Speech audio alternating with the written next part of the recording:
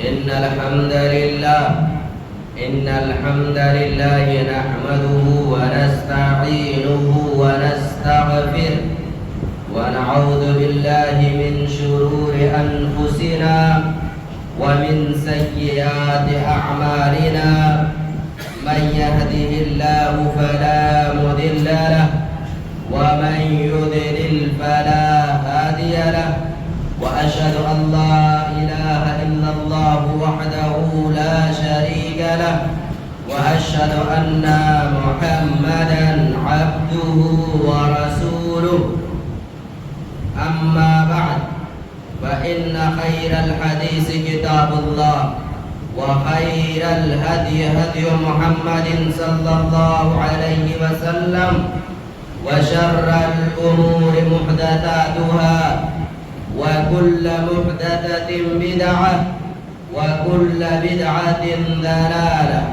وكل ضلالة في النار. قال الله تبارك وتعالى في كتابه العزيز ولقد بعثنا في كل أمة رسولا أن اعبدوا الله واجتنبوا الطاغوت. سورة النحل آیت نمبر 36. قابل احترام دینی و میری بھائیوں اور باپردہ خواتین اسلام، ہر قسم کی تعریف و توصیف، حمد و ثنا، بڑائی اور بزرگی صرف رب العالمین کے لیے ہے، جس نے ہم تمام انسانوں کو اس دنیا میں پیدا کرنے کے بعد اس دنیا کا سب سے صحیح ترین دین، قابل قبول دین اسلام کا ماننے والا بنایا. درود و سلام نازل ہو انبیاء کرام کی مقدس جماعت پر، مقدس گروہ پر، بالخصوص آخری نبی محمد اکرم صلی اللہ علیہ وسلم کی ذات گرامی پر، کہ جس نبی نے دین اسلام کی تعلیمات کو ہم تمام انسانوں تک پہنچانے کے لیے، رب العالمین کی امانت کو ہم تمام انسانوں کو پوری ایمانداری کے ساتھ پہنچانے کے لیے نہ آرام دیکھا، نہ تکلیف دیکھی، نہ پریشانی، نہ دن نہ رات. صرف آپ کو ایک بات کی فکر ہوتی تھی، ہمیشہ آپ صرف ایک بات کے لیے پریشان رہا کرتے تھے کہ کس طریقے سے تمام انسانوں تک توحید کے پیغام کو پہنچا دوں. یہ دنیا انسانیت کا ایک ایک انسان توحید کا ماننے والا بن جائے، اس کی پیشانی جھکے تو صرف رب العالمین کے سامنے جھکے، اگر اس کے ہاتھ اٹھے تو صرف رب العالمین کے لیے اٹھے اور کسی کے لیے نہ اٹھے. حاضرین جمعہ، آج کے اس خطبہ جمعہ میں جس موضوع پر آپ سے گفتگو کرنی ہے وہ موضوع نہایت ہی اہم ہے، اور وہ ہے توحید اور اس کی اہمیت. اس موضوع کے تحت 10 پوائنٹس آپ کے سامنے پیش کروں گا. نمبر 1، توحید کا معنی مفہوم کیا ہے. نمبر 2، توحید کے اقسام. نمبر 3، توحید کی اہمیت کتاب و سنت کی روشنی میں. نمبر 4، توحید کے فوائد و ثمرات. نمبر 5، توحید کے تقاضے. نمبر 6، تمام انبیاء کرام کی دعوت توحید کی دعوت تھی. نمبر 7، توحید کی اہمیت انبیاء کرام کے یہاں اور صحابہ کرام کے یہاں کیا تھی. نمبر 8، توحید کو خراب کرنے والے امور. نمبر 9، توحید کو چھوڑنے کے نقصانات کیا ہیں. نمبر 10، توحید سے ہماری غفلت، سستی، لاپرواہی. پوائنٹ نمبر 1 ہے توحید کا معنی کیا ہوتا ہے. توحید یہ عربی زبان کا ورڈ ہے، اس کا معنی ہوتا ہے کسی چیز کو ایک جاننا، ایک ماننا. شریعت میں توحید کے مفہوم کو سمجھنا ہے تو رب رب العالمین کو تنہا جاننا، صرف تنہا رب کی عبادت کرنا، یہ توحید کا معنی اور مفہوم ہے۔ توحید کے اقسام اگر دیکھیں گے، پوائنٹ نمبر 2، توحید کی 3 قسمیں ہیں: توحید ربوبیت، توحید الوہیت، توحید اسماء و صفات۔ توحید ربوبیت کا مطلب ہوتا ہے کہ رب کو تنہا جانا جائے۔ اس نے زمین کو تنہا پیدا کیا، آسمان کو تنہا پیدا کیا، اس دنیا کے ایک ایک انسان کو تنہا کھلاتا ہے، پلاتا ہے۔ پوری دنیا کا نظام اور سسٹم رب العالمین تنہا چلا رہا ہے، کسی پیر کے اختیار میں نہیں، کسی ولی کے اختیار میں نہیں، کسی امام اور فقیہ کے اختیار میں اس دنیا کی کوئی بھی چیز نہیں ہے۔ توحید الوہیت کا مطلب ہے صرف رب کی تنہا عبادت کی جائے۔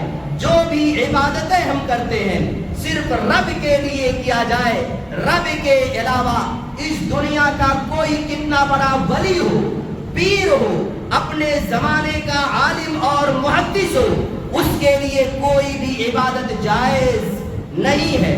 نمبر 3 قسم، تیسری قسم، توحید اسماء و صفات۔ توحید اسماء و صفات کا مطلب یہ ہے اللہ رب العالمین کے کچھ صفاتی نام ہیں، اللہ رب العالمین کے کچھ صفات ہیں اور کچھ اسماء ہیں، ان کو اسی طریقے سے مانا جائے جس طریقے سے کتاب و سنت کے اندر ذکر کیے گئے ہیں۔ اللہ رب العالمین غفار ہے، قہار ہے، ستار ہے۔ اللہ رب العالمین کے پاس آنکھیں ہیں، اللہ رب العالمین کے پاس ہاتھ ہیں۔ لیکن ہم اتنا تو کہیں گے اللہ کے پاس آنکھ ہے، پر وہ آنکھ کس طریقے کی ہے، کس نوعیت کی ہے، کتنی بڑی ہے؟ وہ آنکھ ہماری طرح ہے، کسی اور کی طرح؟ اس بارے میں گفتگو نہیں کر سکتے، جائز ہی نہیں۔ اللہ کے ہاتھ ہیں، ہاتھ کتنا لمبا ہے، ہاتھ کا سائز کیا ہے، ہاتھ کی کیفیت کیا ہے، ہم اس پر گفتگو نہیں کر سکتے۔ کیوں؟ اس وجہ سے کہ حدیث کے اندر کیفیت کا ذکر نہیں ہے، قرآن کے اندر کیفیت کا ذکر نہیں ہے، صرف اتنا بتایا گیا ہے کہ اللہ کے پاس آنکھیں ہیں، اللہ کے پاس ہاتھ ہیں، تو صرف ہمیں اتنا ہی ماننا، اس سے زیادہ نہیں ماننا ہے۔ اگر اس سے زیادہ کچھ ہم بیان کریں گے، ذکر کریں گے، فقط ضل ضلالا مبینا، تو دور کی گمراہی میں چلے جائیں گے۔ پھر اہل سنت والجماعت کے عقیدے پر پھر ہمارا عقیدہ صحیح سالم نہیں رہ جائے گا۔ نمبر 3، توحید کی اہمیت کیا ہے؟ میرے بھائیوں، توحید ہی عین اسلام ہے۔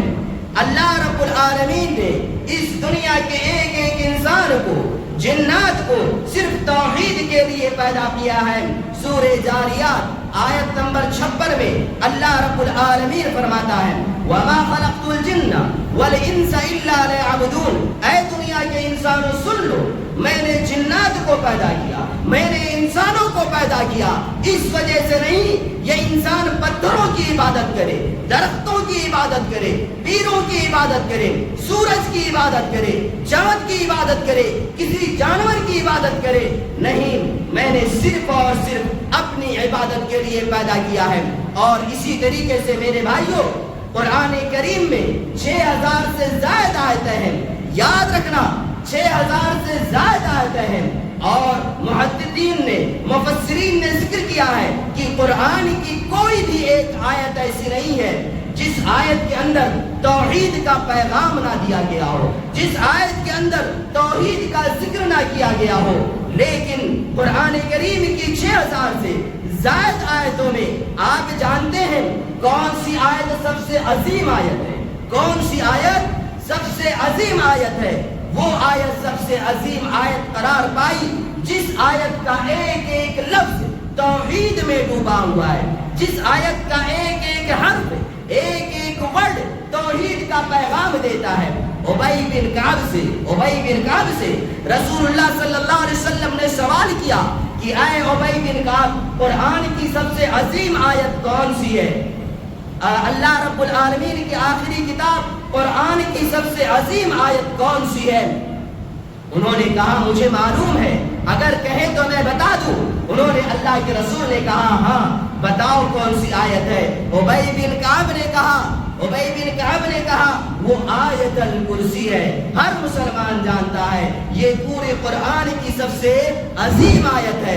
وجہ کیا ہے؟ سبب کیا ہے؟ کیونکہ توحید کو توڑ توڑ کر کے تفصیل کے ساتھ پوری اس آیت کے اندر اللہ رب العالمین نے ذکر کر دیا ہے۔ ابی بن کعب نے جواب دیا، اللہ کے رسول صلی اللہ علیہ وسلم نے ان کا سینہ تھپتھپایا، شاباشی دی اور کہا ابی بن کعب یہ علم بابرکت علم ہے۔ اے ابی بن کعب مجھے معلوم ہے جو قرآن فہمی کا اسلوب تمہیں رب کائنات نے دیا ہے وہ قابل مبارکباد ہے۔ تم قرآن کو پڑھتے ہو، سمجھتے ہو اور تم نے جواب بھی صحیح دیا۔ اسی طریقے سے میرے بھائیوں توحید کی اہمیت کو اگر سمجھنا ہو تو انسان اپنے آپ پر غور کر لے، اپنے نفس پر غور کر لے، اپنی پوری باڈی پر غور کر لے۔ اللہ نے کس سسٹم کے تحت ہمیں بنایا؟ آنکھ، کان، ناک، ہاتھ، پیر، اگر کچھ بھی ٹوٹ جائے، خراب ہو جائے، دوبارہ انسان جوڑتا ہے، اس کے اندر وہ جان نہیں پیدا ہو پاتی، اس کے اندر وہ رونق نہیں آ پاتی۔ کیوں؟ رب کی طرح کوئی چیز انسان بنا نہیں پاتا۔ اور غور کریں سورہ غاشیہ میں افلا ينظرون الى الابل كيف خلقت والى السماء كيف رفعت والى الجبال كيف نصبت وَإِلَى الْأَرْضِ كَيْفَ سُطِحَتْ۔ اللہ رب العالمین نے فرمایا افلا ينظرون الى الابل كيف خلقت۔ اے دنیا کے انسانوں تمہیں توحید کو پہچاننا ہے، کائنات کی ایک ایک چیز پر غور کر لو۔ تم اونٹ کو دیکھ لو، صحرائی جانوروں میں سے ایک جانور ہے، اس کی تخلیق کیسے ہوئی۔ اور تم آسمان کو دیکھ لو، تم چھوٹا سا روم بناتے ہو، 4 دیواریں رکھتے ہو، تب جا کر کے اس گھر کا چھت رکتا ہے، ستون بناتے ہو۔ رب نے اتنا بڑا آسمان بنایا، کہیں کوئی ستون نہیں، کوئی پلر نہیں، زمین پھیلا دی، زمین ٹکی ہوئی ہے، پہاڑ بنا دیے، اپنی جگہ پر پہاڑ ٹکے ہوئے ہیں۔ صرف غور کرنے کا پیغام ہے، ان چیزوں پر غور کرو۔ میں آپ کو دعوت فکر دوں گا تو صرف آپ اونٹ پر غور کر لیجئے۔ اونٹ ریگستان کا جہاز کہا جاتا ہے۔ ریگستان میں 2 دقتیں سب سے زیادہ ہوتی ہیں، 2 پرابلمز سب سے زیادہ ریگستان میں ہوں گے۔ نمبر 1 پانی وہاں پر نہیں ملے گا، پانی وہاں پر نہیں ملے گا۔ نمبر 2 طوفان بہت آتے ہیں، جب طوفان آئیں گے تو دھول اڑیں گے، آنکھوں میں پڑیں گے۔ اللہ رب العالمین نے اونٹ کی تخلیق کس انداز میں کر دی، وہ ریگستان میں ہے، ایک بار اسے پانی مل جائے 20 دن کا پانی وہ اسٹور کر لیتا ہے۔ 20 دن اب اسے پانی نہ بھی ملے تب بھی وہ اپنی زندگی گزار لے گا۔ اور بات رہی طوفانی ہواؤں کی، گرد و غبار کی، تو اونٹ ایک ایسا واحد جانور ہے، آنکھ بند کر لے تب بھی اسے دکھائی دیتا ہے۔ طوفان آ جائے، دھول اڑے، اونٹ آنکھ بند کر لے پھر بھی اسے دکھائی دیتا ہے۔ اور تیسری بات اونٹ کے حوالے سے، معمولی سا کانٹا بھی ہمارے پیروں میں چبھ جائے تو ہم چیخ اٹھتے ہیں، خون نکل جاتا ہے۔ ذرا آپ دیکھو اونٹ جو جھاڑیوں پہ اپنا کھانا تلاش کرتا ہے، جو اونٹ جو جھاڑیاں کھاتا ہے، ان جھاڑیوں میں کتنے بڑے بڑے کانٹے ہوتے ہیں۔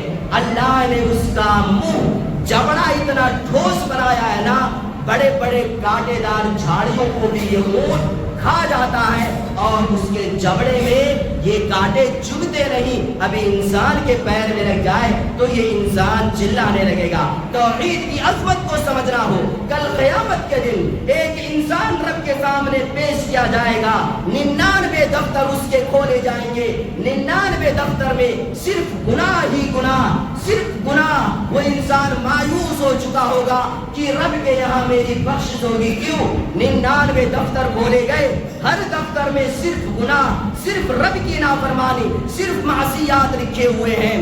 اور 100واں دفتر یعنی 99 کے بعد ایک دفتر کھولا جائے گا اور اس ایک دفتر میں لا الہ الا اللہ محمد الرسول اللہ لکھا ہوگا۔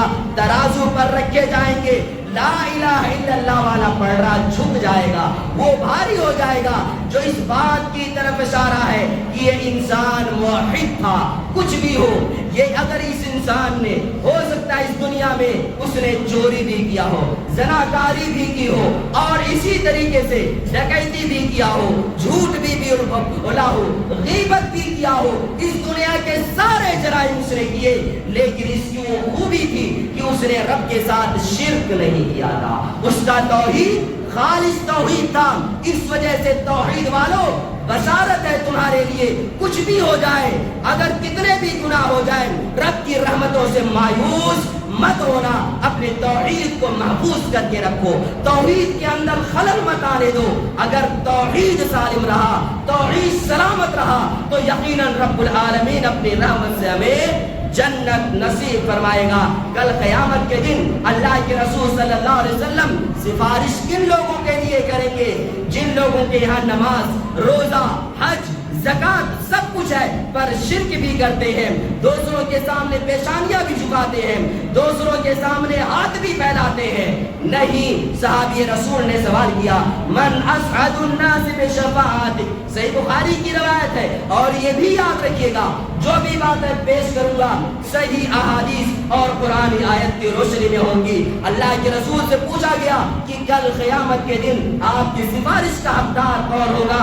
آپ صلی اللہ علیہ وسلم نے فرمایا، من قال لا الہ الا اللہ خالصا من قلبہ، جس نے اخلاص کے ساتھ لا الہ الا اللہ کا اقرار کیا ہے اور اس نے اس کلمے کے تقاضوں کو پورا کیا ہے، کل قیامت کے دن میں اس کے لیے سفارش کروں گا.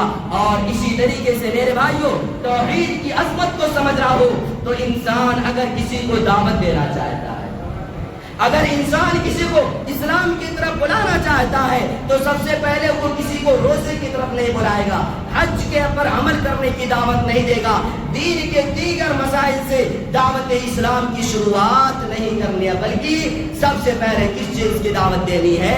توحید کی دعوت دینی ہے. دلیل کیا ہے؟ معاذ بن جبل کو اللہ کے رسول صلی اللہ علیہ وسلم نے جب یمن بھیجا تھا ایک داعی کی حیثیت سے، تو سب سے پہلے آپ نے ان سے کہا تھا کہ انہیں اللہ رب العالمین کی وحدانیت کو تسلیم کرنے کی دعوت دینا. اور اسی طریقے سے میرے بھائیوں یاد رکھو، انسان لاکھ نیکیاں کر لے لیکن ہماری ساری عبادتیں توحید پر موقوف اور مبنی ہے. کہنے کا مطلب یہ ہے، ایک انسان ہے وہ نماز ادا کرتا ہے، تہجد گزار بھی ہے، حج بھی کرتا ہے، قربانی بھی کرتا ہے، جتنی نیکیاں ہو سکتی ہیں ساری نیکیاں اس نے اکٹھا کر رکھی ہیں، پر اس کے یہاں شرک ہے. کیا ہے؟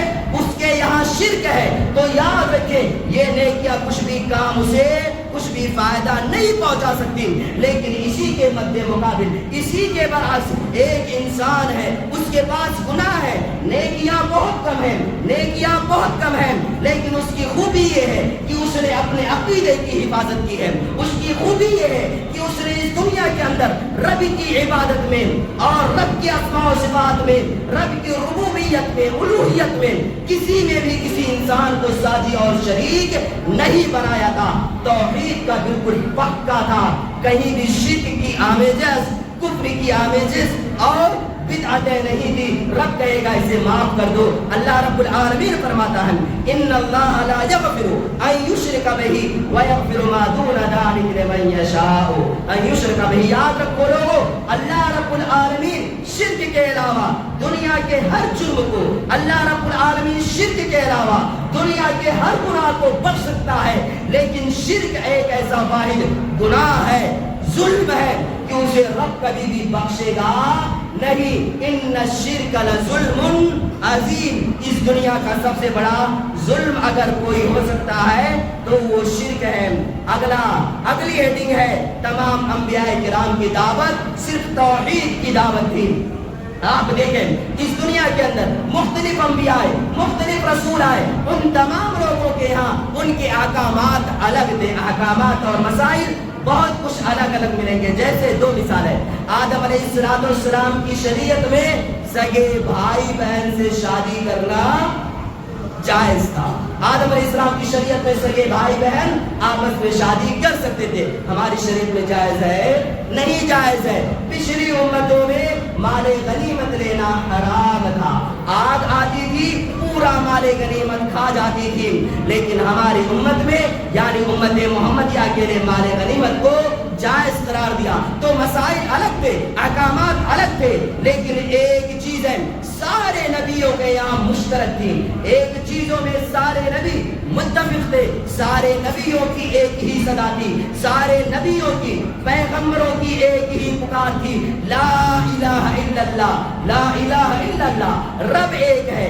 یہ پیغام، یہ دعوت آدم نے دی، نوح نے بھی دی، اور اسی طریقے سے عاد نے دی، اور اسی طریقے سے سمود نے، شعیب نے اور عیسیٰ نے، جتنے انبیاء ہیں سارے نبیوں نے رب کی وحدانیت کی طرف دعوت دی۔ دلیل کیا ہے آپ پوچھو گے تو سن لو، سورہ نحل آیت نمبر 36، وَلَقَدْ بَعَثْنَا فِي كُلِّ أُمَّةٍ رَسُولًا أَنِ اعْبُدُوا اللَّهَ وَاجْتَنِبُوا الطَّاغُوتَ، اور ہم نے ہر جماعت میں، ہم نے ہر امت میں ایک رسول بھیجے، اور انہوں نے اپنی قوم کو دعوت کس بات کی دی؟ أَنِ اعْبُدُوا اللَّهَ، اے قوم کے لوگوں رب کی عبادت کرو، وَاجْتَنِبُوا الطَّاغُوتَ، طاغوت کی عبادت سے پرہیز کرو۔ طاغوت کی عبادت کیا ہے؟ رب کو چھوڑ کر کے جس کی بھی عبادت کی جائے، سارے لوگ وہ ساری چیزیں طاغوت میں شامل کر لی جائیں گی۔ اور اسی طریقے سے آپ دیکھیں کئی ساری آیتیں قرآن کریم کی ہے جن کے اندر یہ بات ذکر کی گئی ہے، سارے نبی ایک بات میں یکساں تھے، اور وہ توحید کی بات تھی۔ توحید کے فوائد و ثمرات کیا ہے؟ توحید کو مانتا انسان، عقیدہ توحید کو اختیار کرتا، اسے فائدہ کیا ملے گا؟ سب سے بڑا فائدہ کائنات کے تعلق سے، اس دنیا کے تعلق سے اس کا نظریہ بدل جائے گا، اس کی سوچ بدل جائے گی۔ جب ایک انسان رب پر ایمان لے کر کے آتا ہے تو وہ یہ تصور کرتا ہے کہ رب کے علاوہ کوئی نفع نقصان نہیں پہنچا سکتا، اور وہ یہ مانتا ہے کہ کائنات کی جتنی چیزیں ہیں، یہ سورج، یہ چاند، یہ جانور اور یہ آدیاں جو کچھ بھی ہے سب ہمارے تابع ہیں، اور یہ ساری چیزیں ہمارے فائدے کے لیے بنائی گئی ہیں۔ لیکن جب ایک انسان توحید کو نہیں مانتا تو سب سے بڑا نقصان اس کا یہ ہوتا ہے کہ کائنات کی ہر چیز میں اسے خدا نظر آتا ہے، کائنات کی ہر چیز میں اسے خدا نظر آتا ہے۔ وہ سورج میں بھی خدا کو ڈھونڈ لیتا ہے، چاند میں بھی خدا کو تلاش کر لیتا ہے، آدیوں میں بھی خدا کو تلاش کر لیتا ہے، پتھروں میں بھی خدا کو تلاش کر لیتا ہے، اور پیڑ پودے درخت ہے وہ بھی اگ جائے کہیں تو ان میں بھی انہیں خدا نظر آ جاتا ہے۔ لیکن مومن کے یہاں، موحد کے یہاں صرف خدا آسمان پر ہے، وہی نظر آتا ہے۔ اور سنو لوگوں، اللہ رب العالمین فرماتا ہے وَسَخَّرَ لَكُم مَّا فِي السَّمَاوَاتِ وَمَا فِي الْأَرْضِ جَمِيعًا، کہ اے لوگوں یہ آسمان اور زمین کے بیچ میں جتنی چیزیں پیدا کی گئی ہیں سب تمہارے فائدے کے لیے پیدا کی گئی ہے، سب تمہارے تابع ہیں، تم ان پر حاکم ہو۔ یہ درخت اور اسی طریقے سے یہ جانور، یہ ساری چیزیں تمہارے فائدے کے لیے پیدا کی گئی ہیں، یہ تمہارے تابع ہیں، تمہیں ان کے تابع نہیں رہنا ہے۔ رب اللہ کے تابع ہم ہیں، اور یہ ساری چیزیں ہمارے تابع ہیں، ہمارے فائدے کے لیے بنائی گئی ہیں۔ پھر ان میں ہمارا خدا کہاں سے نظر آئے؟ ہمارا خدا تو ساتویں آسمان پر عرش پر ہے، جو رب ہے، الہ ہے۔ اسی طریقے سے دوسرا فائدہ، اگر توحید کو مانو گے تو اللہ رب العالمین امن و امان قائم کر دے گا۔ جس ملک میں رہو گے، جس شہر میں رہو گے، اگر توحید کا اقرار کیا ہے، موحدین کی جماعت ہے، تو اس ملک میں، اس شہر میں امن و امان قائم ہو جائے گا۔ دلیل کیا ہے؟ الذین آمنوا ولم یلبسوا ایمانهم بظلم اولئک لهم الامن وهم مهتدون، سورۃ الانعام آیت نمبر 82، کہ جو لوگ ایمان لے کر کے آئے اور اپنے ایمان کو شرک سے پاک رکھا، اولئک لهم الامن، انہی کے لیے کیا ہے؟ امن و امان ہے، اور یہی لوگ ہدایت یافتہ ہیں۔ اسی طریقے سے سورۃ النور کے اندر آیت نمبر 55 میں اللہ رب العالمین نے 2 یا 3 خوشخبریاں دی ہیں موحدین کو، مومنین کو، جن کا توحید خالص ہے۔ ان میں ایک بڑی خوشخبری لوگوں کو اللہ رب العالمین نے یہ دی ہے کہ اے لوگوں، اگر تم رب پر ایمان لے کر کے آ جاؤ گے، رب کی وحدانیت کو تسلیم کر لو گے، تم اپنا عقیدہ بالکل صاف و شفاف رکھو گے، تو اللہ تمہیں جس شہر میں رہو گے، جس ملک میں رہو گے، اس ملک ملک کی حکمرانی تمہیں دے دے گا، اس ملک کی بادشاہت تمہیں دے دے گا، اس ملک کی شہنشاہت تمہارے ہاتھ میں کر دے گا اور پھر تم اس ملک کے حاکم بن جاؤ گے۔ لیکن شرط کیا ہے میرے بھائیو؟ توحید والے بنو، خالص توحید والے بنو، شرک نہیں ہونا چاہیے۔ ایسا نہیں کہ یہاں اللہ اللہ اور وہاں جا کر کے اپنی پیشانی چھپا دی، ایسا نہیں بننا ہے۔ اور اس کی پوری تاریخ ہے۔ رب اپنے وعدے میں جھوٹا ہو سکتا ہے، دنیا کا ہر انسان ممکن ہے جھوٹا ہو جائے، لیکن رب اپنے وعدے میں جھوٹا نہیں ہو سکتا۔ مسلمانوں کی پوری تاریخ ہے، خلفائے راشدین کی تاریخ پر ہر شخص نظر ڈالے، ابو بکر صدیق، عمر، عثمان، علی، فتوحات کا دائرہ پھیلتے چلا گیا۔ دعوت کی شروعات مکہ کے آپ صلی اللہ علیہ وسلم نے مکہ میں کی تھی۔ ماننے والے کتنے تھے؟ خلفائے راشدین کا زمانہ آیا، مصر بھی فتح کر لیا، شام بھی فتح کر لیا، ایران بھی فتح کر لیا، عراق بھی فتح کر لیا۔ جدھر کا رخ کیا، کامیابی نے، کامرانی نے ان کا استقبال کیا۔ اسی طریقے سے میرے بھائیوں، توحید کا ایک فائدہ یہ ہے، توحید ہمارے گناہوں کو مٹا دیتا ہے۔ دلیل کیا ہے؟ حدیث صحیح ہے، عربی نہ پڑھ کر کے میں آپ کے سامنے مفہوم بتاتا ہوں۔ کل اللہ رب العالمین کہتا ہے، اے ابن آدم تو مجھ سے ملاقات کر، اس حال میں زمین اور آسمان کے بیچ جو فاصلہ ہے، اس فاصلے کو تو گناہوں سے بھر دے، اس فاصلے کو تو گناہوں سے بھر دے، اور تو مجھ سے ملاقات کر اس حال میں کہ تو نے میرے ساتھ کسی کو شریک نہیں ٹھہرایا ہے۔ تیرا توحید خالص توحید تھا، تم نے کسی کو شریک نہیں ٹھہرایا۔ گنہگار تو بہت ہے، زمین آسمان کے بیچ میں جو فاصلے ہیں تو نے گناہوں سے بھر رکھا ہے۔ لیکن اگر تو نے شرک نہیں کیا تو میں چاہوں گا تو تجھے معاف بھی کر سکتا ہوں، لیکن اگر تو نے شرک کر لیا اور اس فاصلے کو نیکیوں سے بھر دیا تو بخشش کی امید مت رکھنا۔ اور اسی طریقے سے میرے بھائیوں ایک فائدہ اور ذکر کر کے اگلی ہیڈنگ میں آتا ہوں۔ توحید سے انسان بہادر بن جاتا ہے، دلیر بن جاتا ہے، اس کے اندر بہادری کی صفت پیدا ہو جاتی ہے۔ کہو گے کچھ بتاؤ واقعہ؟ ربیعی بن عامر صحابی رسول ہے، رستم کا دربار ہے، رستم اپنے وقت کا سپہ سالار ہے، کمانڈر اپنے فوج کا، اور ربیعی بن عامر اپنی جماعت کے ساتھ اس کے یہاں جاتے ہیں۔ رستم کو خبر ہوتی ہے ربیعی بن عامر آنے والے ہیں۔ رستم نے اپنے محلات سجا دیے، بادشاہ ہوتا سپہ سالار، اس کے ارد گرد فوجیں ہوتی ہیں، قالین بچھوائی پوری شان و شوکت کے ساتھ۔ کس طریقے سے بادشاہوں کی حویلیاں اور ان کے باڈی گارڈ ہوتے ہیں، سب کچھ لگوائے کہ ابھی یہ مکہ کے غریب مسلمان، فقیر مسلمان آئیں گے، دیکھیں گے تو ڈر جائیں گے، مبہوت رہ جائیں گے۔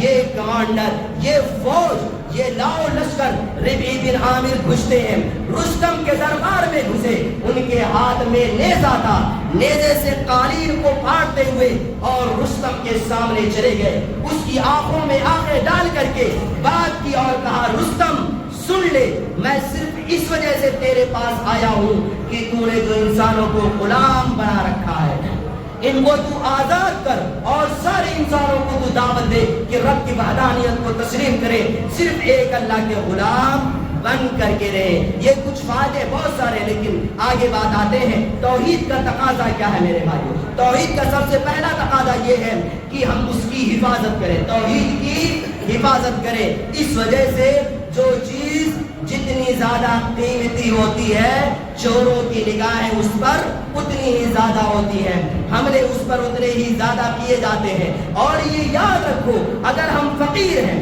اگر ہم مسکین ہیں، مجبور ہیں، معذور ہیں، ہمارے پاس دنیا کی کوئی دولت نہیں، لیکن اللہ کی قسم اگر ہمارا توحید سلامت ہے، اگر ہمارا عقیدہ محفوظ ہے، تو کعبہ کی رب کی قسم ہے ہم دنیا کے سب سے بڑے امیر ترین، سب سے عظیم آدمی ہیں، سب سے مالدار آدمی ہیں۔ لیکن اسی کے برعکس اگر ہمارا عقیدہ سالم نہیں، اگر ہمارا توحید سالم نہیں، دنیا کی ساری نعمتیں ہمارے پاس ہیں، تو یہ یاد رکھو کہ ہم اس دنیا کے بھکاری، فقیر اور مسکین ہیں۔ توحید کا ایک تقاضا یہ بھی ہے کہ نفع اور نقصان کا مالک صرف رب کو جانا جائے۔ اللہ رب العالمین فرماتا ہے وَإِن يَمْسَسْكَ اللَّهُ بِضُرٍّ فَلَا كَاشِفَ لَهُ إِلَّا هُوَ وَإِن يُرِدْكَ بِخَيْرٍ فَلَا رَادَّ لِفَضْلِهِ۔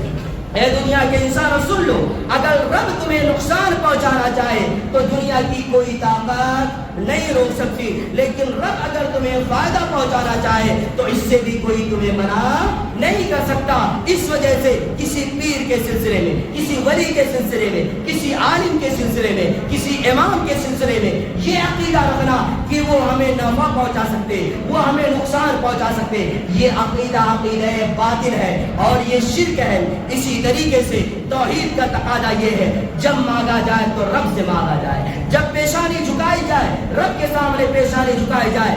آپ نے صحابی سے کہا تھا لئن سألت فاسأل اللہ وإن استعنت فاستعن باللہ، جب تمہیں مانگنا ہو تو رب سے مانگو، تمہارے پاس جوتا نہیں ہے رب سے مانگو، تمہارے پاس رہنے کے لیے گھر نہیں ہے رب سے مانگو، تمہارے پاس اولاد نہیں ہے، بیٹا نہیں ہے، بیٹی نہیں ہے، رب سے مانگو، وہ تمہیں دے گا، وہ تمہیں نوازے گا۔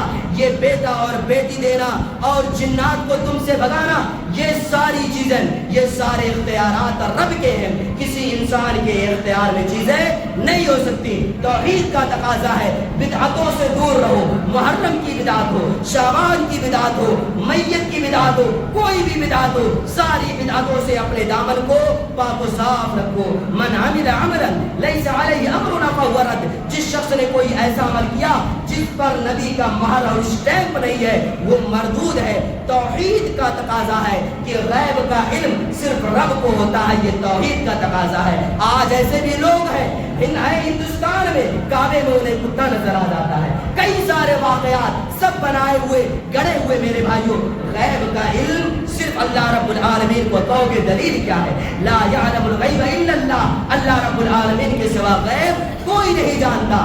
بیٹا ہوگا یا بیٹی ہوگی، بارش ہوگی یا نہیں ہوگی، اس سال پھل آئیں گے، اس سال سوکھا پڑے گا، کیا ہوگا کون جانتا ہے؟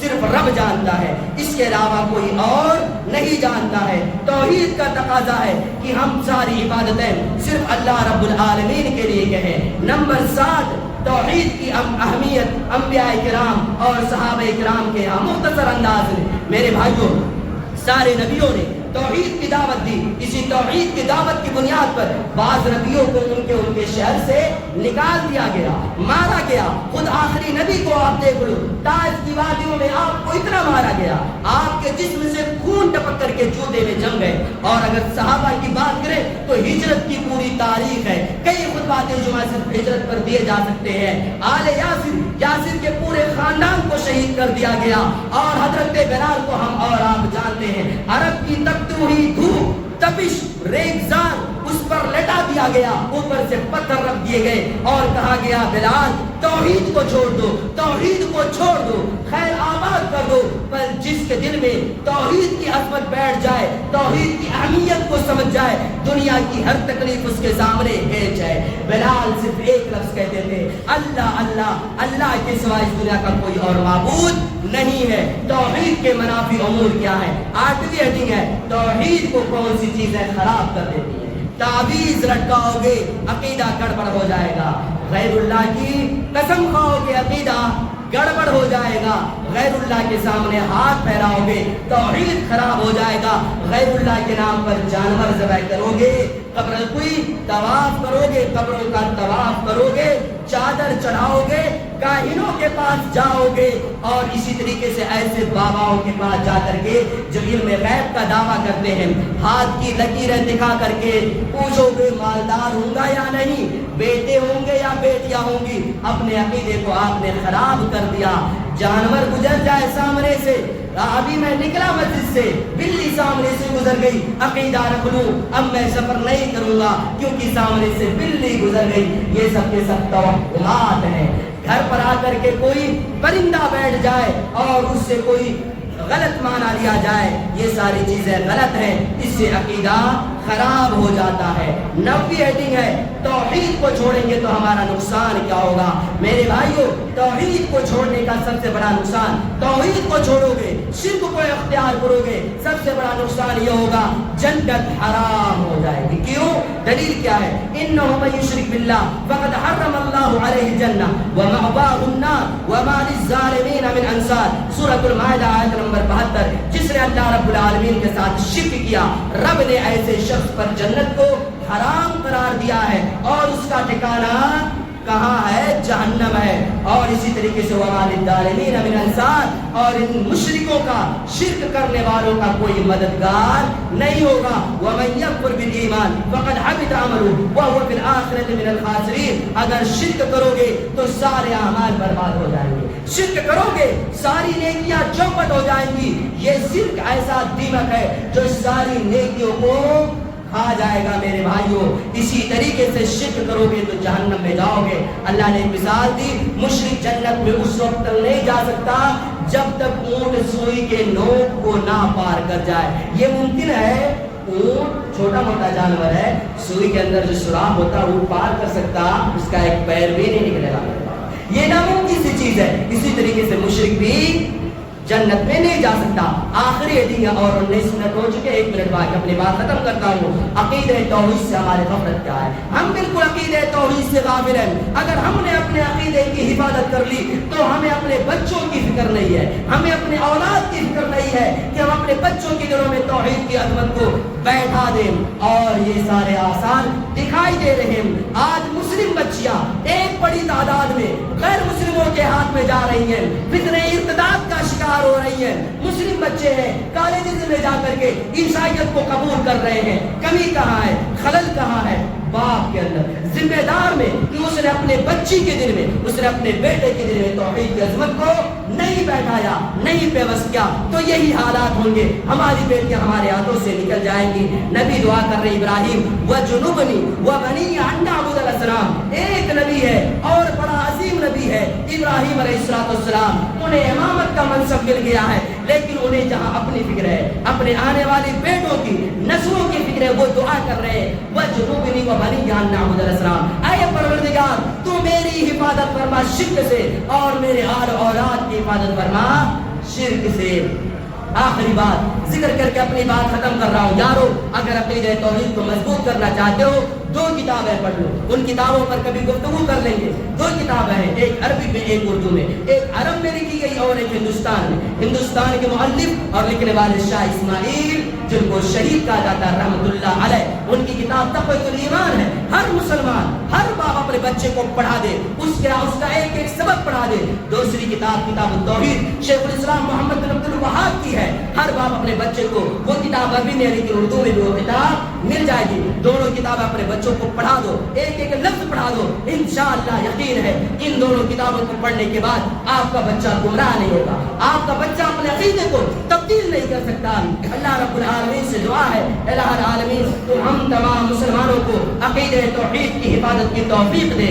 الہ العالمین جب ہمارا خاتمہ ہو تو خاتمہ بالایمان ہو. الہ العالمین ہم تمام لوگوں کو کتاب و سنت کی روشنی میں زندگی گزارنے کی توفیق دے.